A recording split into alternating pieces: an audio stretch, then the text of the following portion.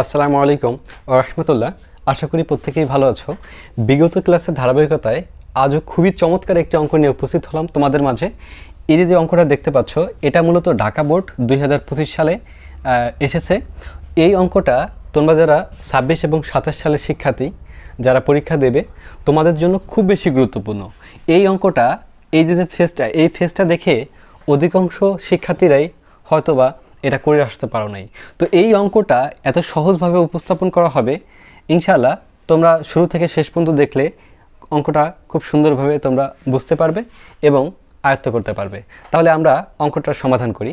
দেখো, n সমান এটা হলে দেখাও যে n equal √1 + y plus √1 - y, এবং নিচের যে অংশটা হর হিসাবে সেখানে দেখতে পাচ্ছ √1 + y মাইনাস √1 - y। তো এই যে অবস্থাটা আমাদের এই মানটা দিয়ে এটা মূলত আমাদের তৈরি করে দেখাইতে হবে। তো যেটা দেওয়া আছে এটা আমরা প্রথমেই আমরা গিভেন লিখে ফেলবো যে given n equal √2n divided y minus 1। এটা মূলত আমাদের ক্যাপিটাল লেটারে দেওয়া হয়েছে। ওকে, তোমরা এটা দিবা। তো এখন আমরা পরবর্তী লাইনে কি করতে পারি একটু দেখো। তো আমরা যদি বর্গ করি তাহলে এই রুটটা উঠে যাবে, তাই না? কারণ আমরা জানি রুটের মান হাফ, বর্গ করলে স্কোয়ার এবং রুটে কেটে যায়। ওকে, তাহলে আমরা প্রথমেই আমরা কি করব, বর্গ করব। তাহলে এখানে কি পাচ্ছি, 2n ডিভাইডেড y মাইনাস 1। এই ফেসটা চলে আসলো, দেন এইটা আমরা করলাম কি, মূলত বর্গ করে। তোমরা সাইড নোটে দেখিয়ে দিতে পারো বর্গ করে। যেমন আমরা কোনো কিছুর উপরে যদি এরকমভাবে রুট দেখতে পাই, তাহলে এটাকে যদি আমরা বর্গ করি এই রুটটা কীভাবে ওঠে তোমরা একটু দেখো। তো বর্গ করলে আমরা এর উপরে স্কোয়ার দিব, এর উপরে তো আমাদের স্কোয়ারটা আছে, দেন এই রুটের মানটা হাফ। তো আমরা যদি এটা কেটে দিই ফলাফল আমাদের এই হয়। ওকে, তো এই জন্যই বলতে পারি যখন আমরা বর্গ করলাম তো রুট স্কোয়ারে কেন কাটে, কীভাবে কাটে এই বিষয়টা তোমরা বুঝতে পারলা।